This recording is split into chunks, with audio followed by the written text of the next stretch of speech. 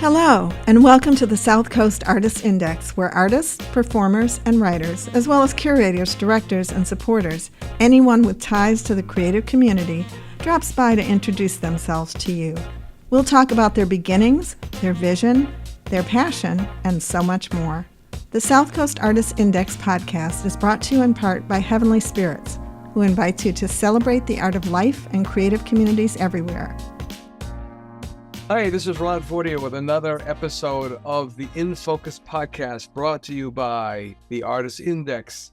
And this next guest, I can't remember the last time I saw her, but I do remember the last time she did some work for me. She was a fantastic illustrator, and she was probably one of the primary illustrators for my little advertising agency that I had way back when.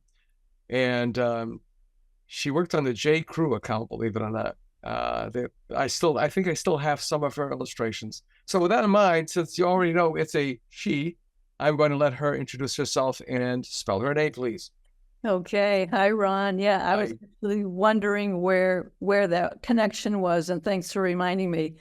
Yep, many years ago. So yeah, I am Mary Monteiro, and that's spelled Monteiro. People in our area know the EI, but when you move out of this area, you got to be careful with that. Monteiro. That's me. Yeah, it's just like TIER. Okay. I've gotten, oh my gosh, yeah. Scott Bishop, who's one of our other podcast hosts, primarily a music host, did a bunch of transcriptions for us, and he said, "Do you know how many different ways the automatic transcriber recognizes your name, Ron?" Like 12 different variations of it. It's kind of bizarre. Yeah. Well, okay, so it's been a long time. I believe I closed that agency somewhere just before the millennium. Mm-hmm. And what have you been doing since then?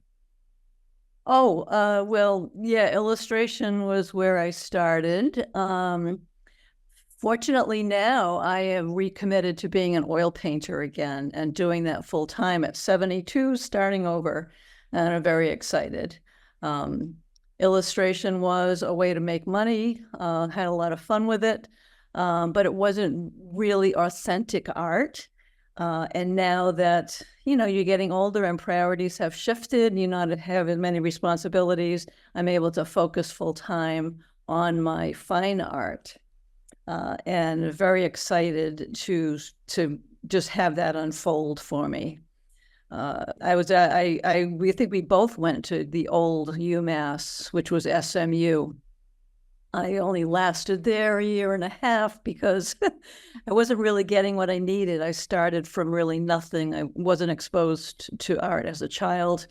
So I needed the basic classic training, which at the time they were not really giving it. But then hooks in with my belief that anyone can be an artist. Everyone has creativity, because I did nothing until I was 18, and then I just totally immersed myself into it. So I like to encourage people that get in touch with that creative spark within them, whatever form it may take, and follow it, because it really brings you a lot of joy. But basically, I was condemned as an illustrator in UMass Dartmouth, S.M.U. at the time. I wanted to be a painter. I fell in love with painting. And one of my professors there said, "You're not a painter, you're an illustrator." And that was an insult. Meant to be an insult, right? So I basically spent the rest of my life trying to prove him wrong. As good as they were, they were very territorial. They were very provincial.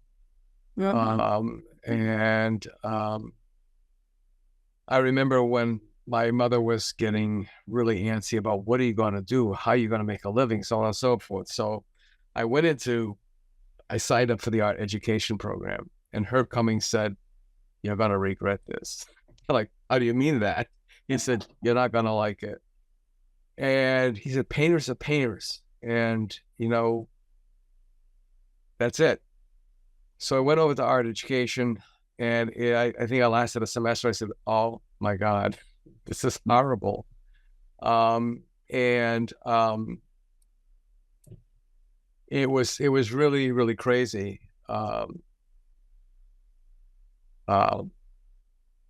got out of there. But what I find interesting too is I really never knew that you were also a painter, because here we are both painters living in these alternate universes to just to get by. And yeah, we're only months apart in age. And there's not much sand at the top of the hourglass. Priorities have shifted. And I think that's what's making me even more anxious than before. And it's you have a sense of urgency now. Yeah. Mm-hmm.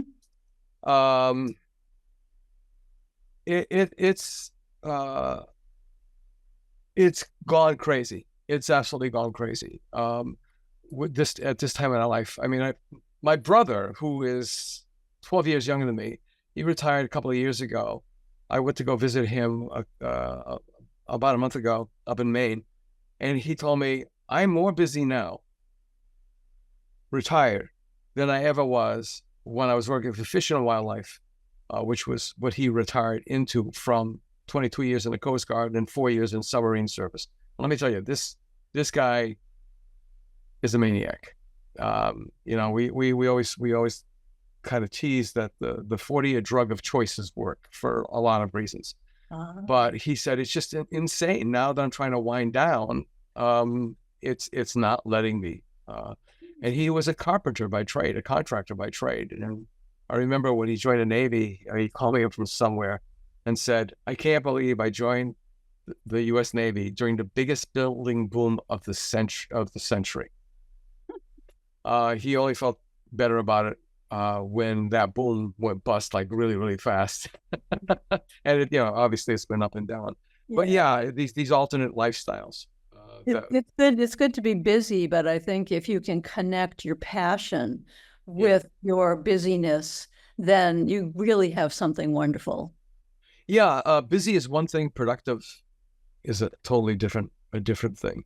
So where are you focusing your painting on? I mean, it's those typical art talk questions that, people ask, and some of them, they do it in earnest. They're asking you a question because they want an answer that perhaps will convince them to do what it is you're doing, because they kind of envy you for doing it, Yeah. So I recently discovered my mission through this lifelong path of doing illustration to make a living and, doing what other people wanted, to finally getting to the point where I could do what I wanted. I discovered the last 2 years I've been doing like a lot of pop-up shows showing my art and my so-called craft, both, but the art was always taking a back seat. And those shows are like notoriously crazy. People are just streaming by, milling by. It's like mass consumerism on steroids. And people would always walk by my booth and they would see my painting of my lotus and they would just stop and just breathe and then of course they went back onto the path of being crazy again. But it kind of showed me what my mission was and what I want to say with my art. I want to, first of all, create it from a centered place for my own mental health, but also have it be a vehicle for people to also get centered, use the nature sanctuary piece or the lotus paintings to just have in your room. And, when you're walking by, just take a minute, pause and breathe and be present.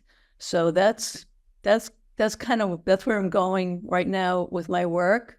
I've been really, really inspired since I moved back to New Bedford. We downsized and located here. You moved from Dartmouth. Yeah. And you were off of 6 there. Yeah. We had the big old house and the big yard and the whole shebang. And, the kids moved out and have their own lives. And so we thought, let's downsize and smaller carbon footprint for sure. we ended up finding this great apartment right near Buttonwood Park. Thought it was going to be temporary, but it is become a permanent place. But since I've been back, I've been reconnecting with the history of the area. I mean, you can't not. It's just, it's infused in that whole downtown area. And I've been especially drawn to Frederick Douglass, whose presence is really felt here. And that's my latest piece that I just finished, and I miss him because he's over at Riverside Art being scanned right now with prints. I remember seeing you posting on Facebook. Yeah.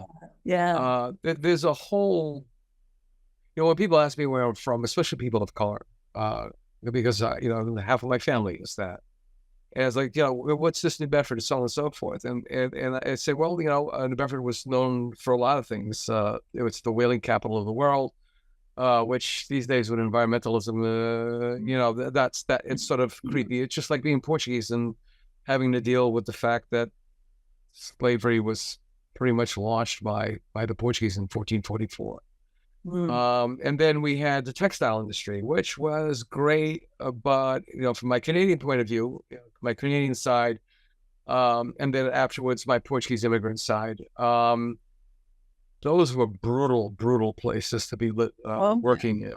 And then it's like, okay, what kind of bright light can we talk about? It's like, well, it's a city where in 1830, Frederick Douglass and Anna Murray, his wife, came to live at Nathan and Polly Johnson's house in New Bedford, and they stayed in the city for 6 years. And New Bedford was, I always like to say, it was the second greatest abolitionist city in the United States. It doesn't get the credit it deserves. And anybody of color came through here. Box Brown came through here. Harriet Tubman. I mean, it's just an amazing who's who of people that came through this area. And there are still stories that have not been unearthed, not because they were buried, as in other places, but because they were just forgotten. We have generations who are like, oh, I didn't think that was important. So what really inspired you to get in touch with the lion? Frederick Douglass. I mean, that scowl of his was enough to stop a train. Yeah, he's so inspiring. Well, walking through downtown New Bedford, you see images of him everywhere. And that kind of spurred me to read about him. I read his autobiographies. I also read the David Blight biography, which I highly recommend because it's called Prophet of Freedom, Frederick Douglass, Prophet of Freedom. It fleshes out the history of the time. It tells you who was who and who did what. And you can kind of make sense of the autobiography when you know what was happening at the time. So I read both of those, and I was just so inspired by his courage that I just felt drawn to do a portrait of him, which was really a struggle because it was the first time I had painted a person of color, or done portraits, but I was just not getting it right. I was not getting the skin tones. I was not getting the features right. And in fact, Frederick Douglass always insisted on having a Black photographer. So I struggled with it, and I ended up abandoning the oils and switching to a mixed media piece, which was done on Arches oil paper, gessoed. Everything was in there: pastel, colored pencil ink, oil washes. And then for some reason, I started using my old electric eraser. You would remember from the advertising. Oh, yes, I remember those. Yeah. You still have your pumice bags? Yeah. Rosin bags? Yeah. Well, the problem is you can't get the refills for those old electric erasers anymore because they make them skinnier now. Yeah. So I'm on the hunt for those but I started, like with his hair, for example, I started drawing in with the electric eraser and just like letting it, Right. do its thing, and got some really, really exciting texture there. Are you going to print that as a poster, by the way? Because I mean, it's great as a poster, and it's kind of weird. I know it's kind of contrary to, I'm a painter, damn it, but It's Yeah. sort of slipped back to illustration. It was a reminder, yeah. But this was. And you are a really good illustrator. Thank you. You're welcome. You're welcome. Yeah, but the difference here is it was coming from my heart. I was inspired by the quote, which is, she has so many incredible quotes, but the quote that's in this portrait, and I call the piece "The Desire to be Free." In his words, "The desire to be free awakened my determination to act, to think, and to speak." And that is so important because, it goes to how our thoughts are what motivates our actions and how important it is to keep our thoughts. He was there, as a young child, enslaved, but he was thinking about his freedom. And eventually it inspired him to act and to speak and to think. So I think that's a quote that is really very universal. So I have that quote in there. I have the Nathan and Polly Jolly Yeah. Johnson. Yeah. I don't know if she was always jolly. Nathan was a handful. Yeah, I think so. But I have that there. I have the East Coast of the United States. Mm-hmm. And then something interesting started happening there because he came from Baltimore and ended up in New Bedford, following the North Star, which is also in the illustration. Mm-hmm. As I started putting in the colors of the map, I felt like putting these vibrant colors in there.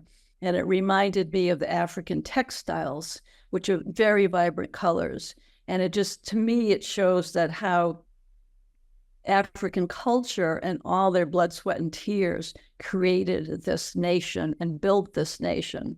And it's a reminder and it's an homage. But yeah, I am going to be doing prints, but my husband Ed was saying, gee, these would be great in a schoolroom, to show the history. I think it's very important. That's one of my themes now with my work is social justice. I think that's a real responsibility that we have as artists, and especially as white artists, to elevate and make known the incredible history of the Black thinkers and heroes of our time. So it's a funny story, though. I was having a real hard time getting the likeness. And it reminded me when I was just after high school, my boyfriend went to Vietnam, took my high school picture with him and had a portrait painted of me and sent it back. Well, it was me, but my eyes were Asian. So like as artists, we put ourselves into so much. So I was struggling with getting the likeness, with, getting a true semblance of African-American features. But through many, many trials and starts and stops, I do feel that I'm happy with the image. And I think it's worthy of him.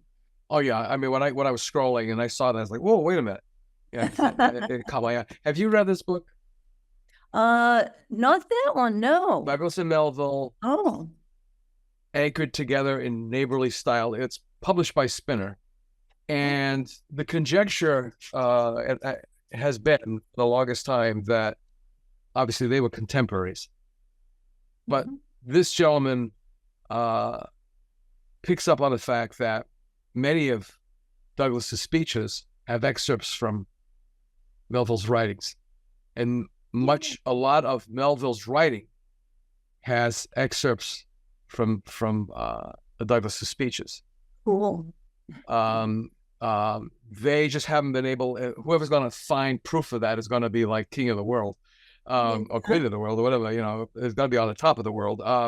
They're trying to find. They were in the same places at the same time, but there's no direct evidence that they were sitting across from each other having a beer or coffee or tea or whatever. Okay. But it's just really, really overtly coincidental. And it's also brought up more conjecture that Moby Dick, and I've mentioned this on several programs that have touched on the subject, Moby Dick was an alternate Uncle Tom's Cabin. It has really nothing to do with what you're reading about. But he's got so many layers on top of layer on top of layer, so that the truth will eventually bubble up, and it has, and I've gotten, I remember when I did my triptych, which I said, born and bred in New Bedford, and I had to take a bite of the Melville apple, and I think it bit me because there's more chapters that I want to dive into. Sure. But well, those were the times, and like another early influence in New Bedford were the Quakers, the early Quakers, and just the whole talk about social justice. I mean, everyone is welcome, that's their theme, and that I feel a lot in New Bedford. We're living close to Buttonwood Park. I walk there most days, and I see people of so many different ethnicities, and we are respectful of each other. I came from a lily white town where we sold our house, never saw a person of color. And now I just love that about New Bedford. And I like that New Bedford stands up for, the Native Americans, obviously the great Black history, yeah, Quakers. Yeah, the BIPOC, I guess that's why people have just created that acronym. It's just, trying to, because there's just so many variations of it. But, we're of the same age. I don't know if you remember back, and I tried to explain this to a couple of people. My mother is Portuguese. She was born in Yonkers. She's going to be 98 next year, hopefully. Yay. And my dad was born here in New Bedford, but lived most of his early life in Canada. He only returned to register for the draft, and then ended up staying here. But the point is that even then, to have a Portuguese person marry a French Canadian person was considered because there were prejudices. Sure. Between, when couples had fights, it was because, oh, well, you Canadians, you think, the only spice is pepper. There are others, and so there was all these cultural things, there was a difference in doing everything, and it was just really kind of a weird thing, and a lot of marriages that were what they referred to as mixed back then just didn't last. Wow.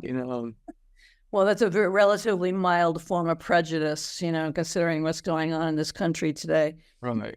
It had one been Polish, that would have been worse, because the Polacks, they suffered a lot, of prejudice, as did the Irish. Italians, the Irish, everybody. The Portuguese, were referred to as green beans, and it's just it's a nation of immigrants, but we very much forget that we are all of immigrants. Sure. And it's crazy. Social justice. It's funny because, again, we're in parallels again. I refer to what Philip Guston changed. He changed from an abstract expressionist to a socially conscious expressionist. It's basically the same thing. But what are you, because you've taken a stance, are you just holding that lantern high for people to see history as it hadn't been seen before with the white gaze? Are you trying to dig up histories that have been buried? Are you raging? What is your purpose for the social justice? I am trying to present an image of peace and how people can live together and respect each other and respect our differences. I've always had the model in my head of the sci-fi movie where you have people of all races and species sitting around a table and they're talking. And like the Star Wars bar. Yeah, I love that. Yeah. So I'm like, why not? Why can't we be like that? What's stopping us? From being that and having images out, in television of all races represented. We should be making a conscious effort to do that. I think it's very important so that we don't just get caught off in our own separate bubble and think that we are not all connected. The second piece I'm working on is of the Holocaust Memorial in Buttonwood Park, and that was another way New Bedford has just kind of hit me over the head in saying, you need to do so. You need to speak out. I think as artists, we have that responsibility. As human beings, we have that responsibility. Oh, God. And I mean, the first time that I walked by that Holocaust Memorial, it was in summer. It's just a gorgeous monument. Mm-hmm. Eric Lintalo sculpted that. Yeah, for those who haven't seen it or are from different area, it's the tablets that have just broken apart, and this huge bronze hand is like escaping from the two tablets, and on you can see on the wrist of the hand the marks from the Auschwitz, and all the names of the camps are there.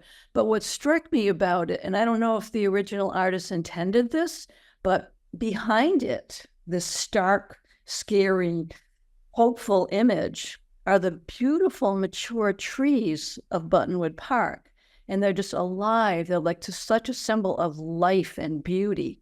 And here you have this juxtaposition of this horrible image, horrible but hopeful in the escape, and juxtaposed against the verdant trees. So that's the next piece that I'm playing around with compositionally at this point. But I just feel very strongly that maybe it was like this all times, but I think especially now we really need to be speaking out to promote peace in this world. And I do it through my landscapes too. I have a series called Nature Sanctuary, which I'm an avid hiker in the middle of the woods. And one day I was walking through the woods, and just the way that the light was coming through the tall pine trees, it sort of created the feeling of a cathedral. They were like light was streaming down. And I felt like I was in a sanctuary. So I did a series of paintings, there's 5 in the series, that emulates Monet's cathedral series. I used the same colors that he used, preferably the same canvas size. Our standard size today of 24 by 36 is pretty close to what he did, and used the colors he used, and turned a forest into a sanctuary, into a cathedral. And these are pieces that are giving my viewers and my customers a sense of peace. And I feel really good about that. I want to go back to that. You were doing the lotuses, and it's funny,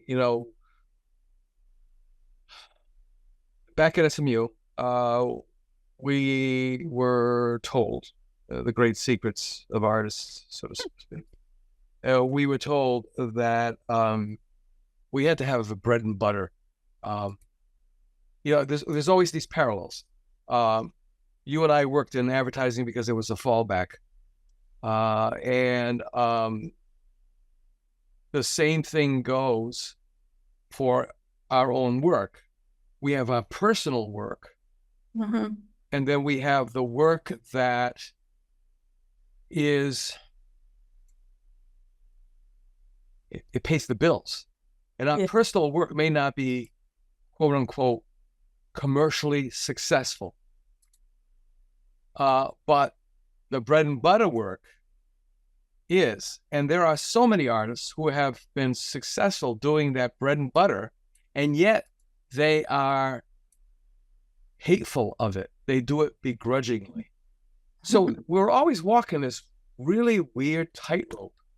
But going back to the Lotus pieces, you said that people, they would be stopped in their tracks.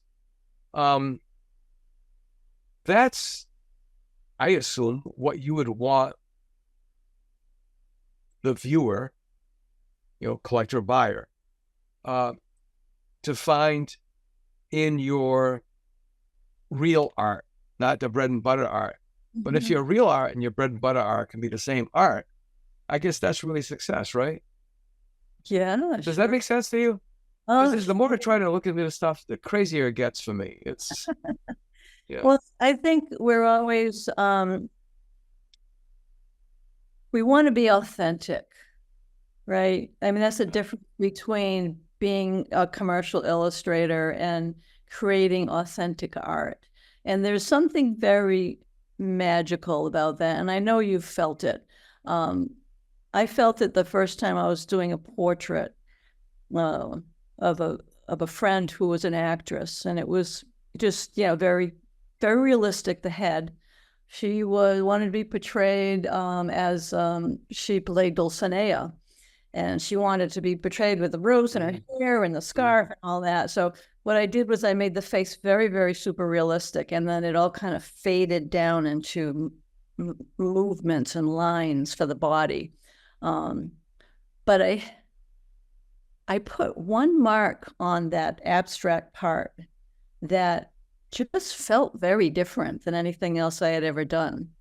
And because it was authentic, it came from somewhere inside of me. It was like, woo, that was like just right. That was perfect. Like, not perfect in the sense of being measured by any outside credentials, but perfect in the sense with I was one with that, and that had meaning. So I've been chasing that and trying to recreate that, but you really can't. I mean, it happens. I forget where I was going with that, but I guess what I want to do is create authentic art. And I think there is a link to being successful as an artist with creating your own authentic art. When you've reached that point where it is your own, it's totally your own, then that becomes saleable. Guston, well, two things. Rockwell, and here's a guy who was with self-hatred, supposedly. I mean, there's a lot of schools of thought on that because everybody's psychoanalyzed, and but Rockwell, as successful as he was as an illustrator, hated the fact that he was America's premier illustrator. He wanted to be a painter. And I think it was around when the Kennedy administration, took over. It was like one of those things. Okay, you got to cut bait. Let's stop fishing. I mean, or what? However, it just blanked out on that old chestnut. But he just dove into it. And that's why he came up with the 4 freedoms. He did the now iconic painting of Ruby Bridges. And her trials of going to school for the first day, as an integrating student. And he really, really tried, but although his soul felt better, the critics were now lashing out at him. And the same thing happened with Philip Guston, who, when you were talking about that mark that you made, Philip Guston said, it's just roundaboutly, there are a whole bunch of people in your studio with you, your teachers, other artists and such. And then they start to leave your studio one by one. And the painting only starts becoming itself when you also leave the room. You are there physically, but you leave the room. Your prejudices, your affectations, your suppositions, it is a spiritual, based on Eastern spiritual philosophies, where you become detached. Yeah. And you're almost like you're on autopilot. Your ego leaves the room too. Your ego leaves the room. It's nothing but the process. Do you take progressive photographs of your work, in the stages? Not methodically. I do take photos of my work to kind of reduce it down to a small size to see what's off and what's not. Right. No, I don't. Maybe, that might be something to do, but. Yeah, I do it because it's portable. Now I can, like, during the day, if I can't get to paint, I'll look at it and I'll figure out, okay, what am I going to change? Or do I like this? Or I don't like this? And now going from abstract work to this socially conscious expressionism. dealing with figure and so on and so forth, compositional elements are different. It's just not blobs of paint in various densities or values of paint. I'm still a good composer, but now you've got figures in there, and there's a whole other dynamic. And it's not about getting, the monkey to look like the monkey kind of thing, or the cow to look like the cow. It's a whole other dynamic. There is a crazy interaction. It's almost like in the Renaissance, and the Rococo and the Baroque, these massive theater productions, especially with the analogies, which is just an excuse to paint naked people. But it's an analogy, Pope. It's an analogy, I think the key is to be present in the process and in our lives. That's when real art happens, when you're present, because you have left the room and you're letting that process unfold. And I'm only able to do that for short periods of time. I wish I could do it longer. I mean, it's like... Do you get tired physically? No, not tired. I lose it. It's like, I'll start off like mornings. The mornings are my creative time. Mm. Now, like, be in the flow and it's all happening. And then like, boom, it's like a faucet's turned off or something. So I wish, I'm making an effort to paint every day so the hook can extend that time. But yeah, it's a crazy mystical process, and I love it. And I wouldn't be doing anything else. I mean, if I'm not, they say having talent is a blessing and a curse. If you're not creating, can be really cranky. Oh yeah. I try to explain to Paula, my wife Paula, about, especially now, in doing the work, I can only paint like 5 or 6 hours. It's not because I'm older. It's just that, I equate a lot of things to Forrest Gump, but it's like, when he's out in Idaho, Iowa, wherever it is, and everybody's following him because they think he's some sort of a messiah. And he says, I think I'm going to stop now. I'm tired. I think I'm going to go home. Something to that effect. Yeah. And it's like, yeah, there's almost like that little voice in your head. You were talking about that mark, making that mark, where did it come from? But it's like, it's time to stop. It's time to stop. Yeah. Because otherwise, it's like one of my favorite authors is Ian Roberts. Mm-hmm. He's an incredible painter. I believe he might be from Canada, but I'm not sure about that. But he wrote a book called Creative Authenticity. Oh, yes. I've been looking. I want to get that book. Oh, it's phenomenal. It's phenomenal. It's jam-packed with all kinds of crazy things that'll blow your mind. But one of the things that he says is, your brushes are not very smart, right? So people like paint and they keep going. The brushes are not very smart, so you got to know when to stop.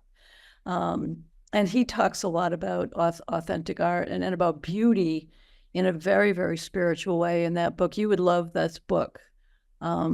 Yeah. So you just pushed me over the edge, so to speak, to get it, because it's like, that's on my list. It's on my list. Oh, yeah. I might even get it from the library, because I figured now the way things are, at least if I get it from the library and I haven't had time, I can bring it back. It's no harm done financially, and there's no space that I have to take up in the studio bookshelf. But definitely I'm going to get it. The reason why I asked you about progressive photographs of work is because I have found, going back and looking at something like, you moron, why didn't you just stop there? This is so good. Why didn't you see it? And it's like, wow, I didn't even realize it at the time. I just thought it was for, crap, Or if you put something away and then pull it out 6 months later, you go, wow, why did I think that was so terrible? Or I've painted, like my wife, she'll say, because she knows me by now, so is that one done? Done? And I'm like, yeah, I think it's done. Because done means I'm not going to touch it. And even when I had, like with the abstract work, that I thought perhaps they were stinkers. I got a friend who will repaint. If they ever x-ray his work, they're going to find like 55 paintings in one. And it's like, I can't do that. And it's not because Herb Cummings used to say, what's the toughest part of potty training a child? He used to come up with these things all the time. And we'd all be like, with a wrinkled brow going, what? And like people would be like, oh, get them to sit on the paw. They'd come up with a whole bunch of answers. And he'd go like, no, getting them to flush. And then we'd be like, what? And he said, something that they made. It's precious. It's from their body. They don't see shit. So if you force them now to flush that away, that's a bit of them. And it's like, wow, what a bizarre analogy. But it's so true, right? That Cummings, yeah. Oh yeah.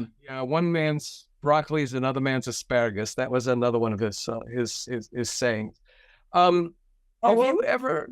Other thoughts. I'm actually having to rescan 2 of the Nature Sanctuary paintings because I did it prematurely. I scanned them. I was selling prints, and then a few years down the line, I looked at them and was like, oh, that, I could refine that area a lot more. And I did it.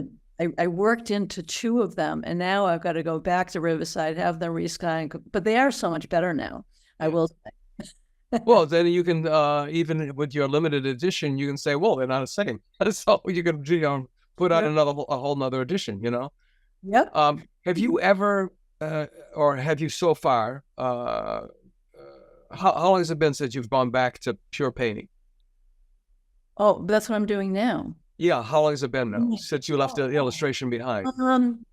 Well, I really left illustration behind to bring up my boys. So I probably stopped doing commercial illustration like around 2012 or something. Okay. And then it was like, family time. And then I started wasting many years doing pop-up shows, trying to sell stuff. And so illustration is way behind, but the painting has really just started up again in this last year or so. Back to that. That's all there is now. The reason why I was asking is because, That's just something for me. No.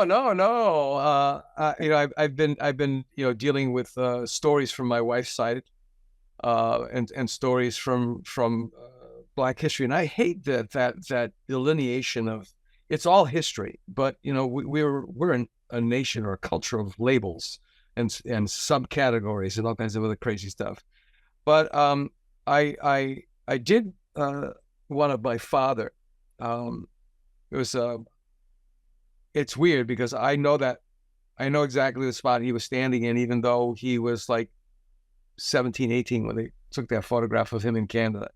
I've been in that same exact field. I could tell you what it smells like from the cut, the cut grass from the mowing for the hay. He's looking in the direction. I know what time of day it is. It's probably near dinner time because the train whistle in the valley, and a bunch of other things. And I didn't want to do a painting of a photograph. I wanted to do something about my father that I didn't know.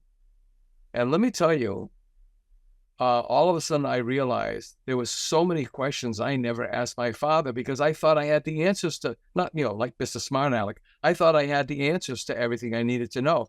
Then I tried to plot them out on a timeline in my head. It's like, wait a minute, this doesn't make any sense. I was speaking with my younger brother a couple of weeks ago about this, what I'm saying right now. And he's like, yeah, what about the episodes of him sleeping in people's basements, breaking into their basements or sleeping in their barns and getting thrown off the train by the railroad police and stuff like that? Where did that fit in? And then it got deep, and then people see the halo around my father's head, and right away they equate it with Christianity. And it's like, no, this is from other cultures. You'll see halos in other cultures, and from what I learned in art history, it was about the guy with the halo was the important person. And generally, as Evan Firestone used to say, Evan Firestone? Yeah, Firestone, exactly. He's still rattling around in North Carolina. He said, that's the important guy because he paid for the banquet.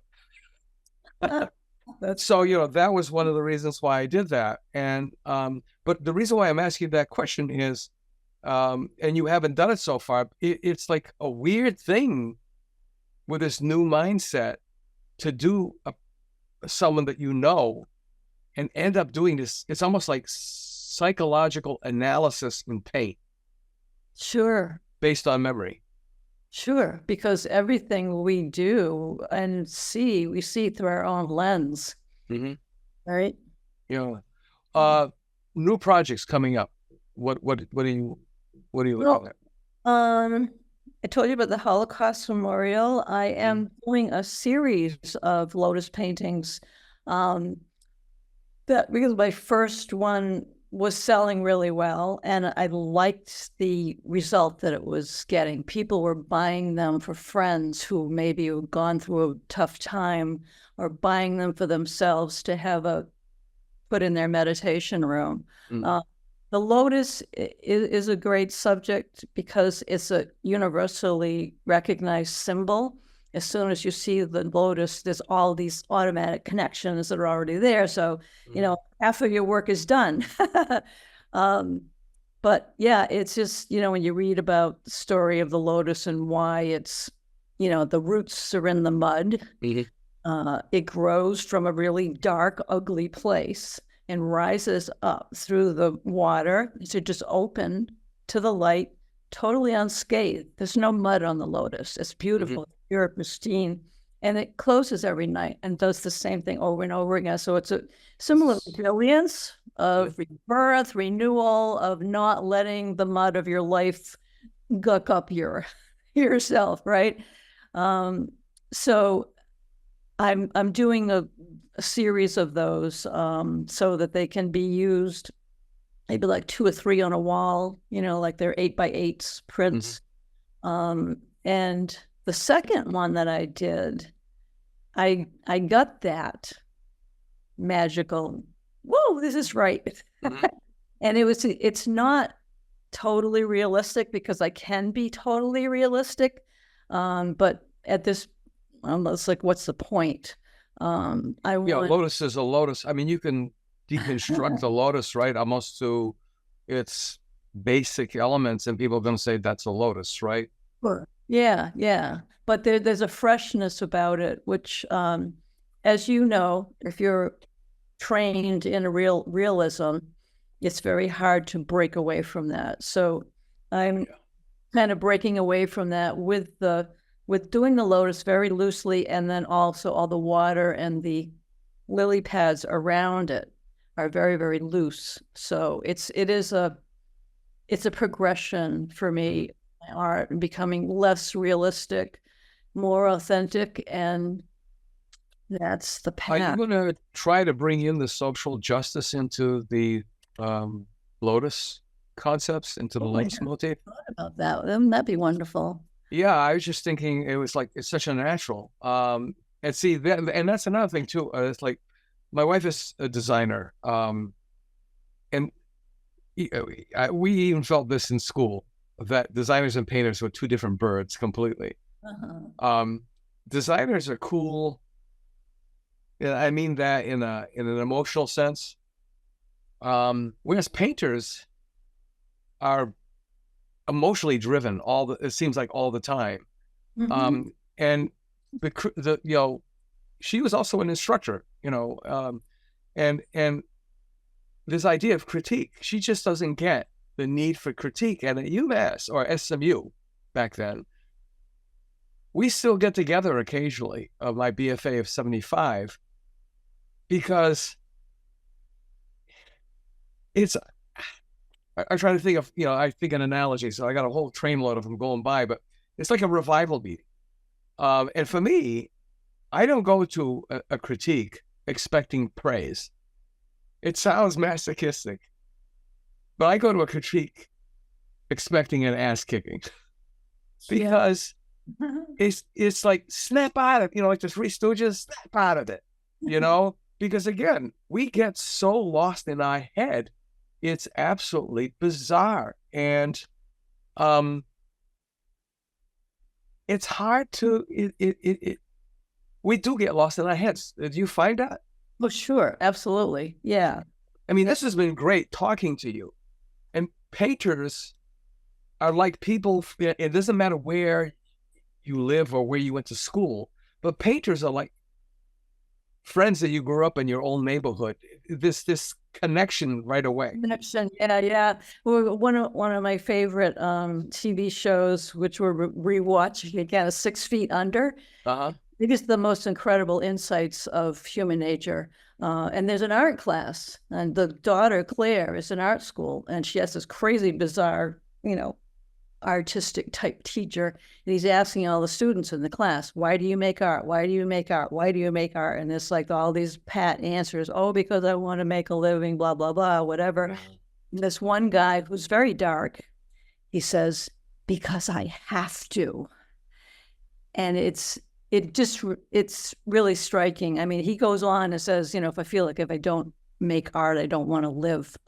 But I mean, I'm not that far off. But if you are an artist, you do it. That's why you do it, because you have to. It's like it's in you, and it needs to. The completion of your art is people seeing it and reacting to it. Yeah, Herb Cummings. I mean, you just triggered another memory, another saying of his. He said, "It's all perspiration. It's all perspiration. And if you don't perspire, you die. And where does perspiration come from? It comes from work, from exertion. So that need to exert yourself, that need, and it's not about validate. And I hate that. It's not about validation. It's not about seeking. Yes, we have this bizarre choice that we have to make. Do we want to be sustained by what we do, or do we want to be supported by what we do? And unfortunately, it's a paradox. We can't have them both. Sometimes you're lucky and you can be sustained and supported. There are very few people who can do that. For me, especially now where I am with my age and what I've been through in my life, it's about mindfulness. I started learning to meditate when I was in my 20s. I just realized the other day I've been meditating for 50 years. Wow. But it's all about, and that saved my life. I mean, learning how to focus your mind, how to get into space and witness yourself and leave yourself behind was really life-saving work that just enhances, as you go along. But that's what my art is about and what I want to say with my art. I want to help people.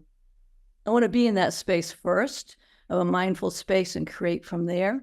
But I also want the people that are seeing it to be like a little bridge to get there. If like you're in the midst of your crazy life and maybe things are going wrong, and you see this piece of art and it centers you, it stops you and reminds you of the perfection that you have in this moment right now. And that's where, I want to be with my art and in my life. And it's the only valid activity for me right now. I understand that. We were in Detroit last year, and the Van Gogh show was at the DIA, and there were certain pieces that it was like something out of a sci-fi movie. You locked in, and you really had to be pushed out of the way. I mean, you were just like zoomed into that piece. And we're not talking the pieces that everybody knows from art history class. We're going to wrap this up. This went by way too fast, and we are going to have to, after the holidays, get together for coffee, because I need to learn how to meditate. My brain just does not allow it. Can I say something real quick? That experience is from the artist's intention that they put into it. Like really? A painting of a truck can be more holy than a painting of a Madonna, because of the artist's intention and the space that they created from that sense of beauty and centeredness. And yet, when I told you I got the pushback from women talking about my abstract work being full of emotion, I'll never forget, I had an opening in Chicago, and it was near what they called Old Koreatown.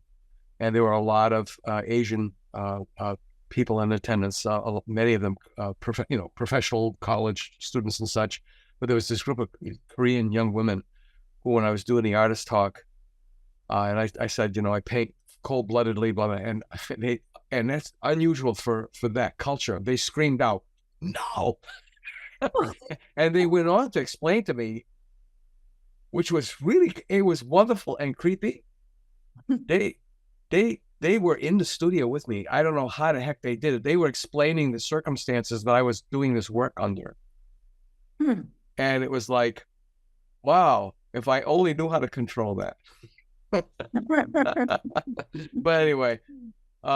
Read Creative Authenticity by Ian Roberts. I will do that, Mary. It was so great to see you again. You as So well. say hello to Ed for me as well. I'll do, and say hello to Paula. I will, and I will take a deep breath and roll us out. Hold on. So our guest today has been Mary Monteiro, formerly painter, illustrator, painter. And it's been like old home week in a lot of ways. And with that in mind, folks, thanks so much for listening in to our podcast. And it's brought to you by the Artist Index. And we're fast approaching over 200 episodes. And we are now officially a nonprofit. And now I have to be conscious of asking folks to go to our donation page and throw out a couple of bucks in a can, because we really do need to keep this thing going. Our goal is to document every living, contemporary painter, artist, visual performing and literary artist, and culinary artist. And also, we want to go back in time and resurrect those that have been forgotten. So with that in mind, thanks so much. Bye-bye.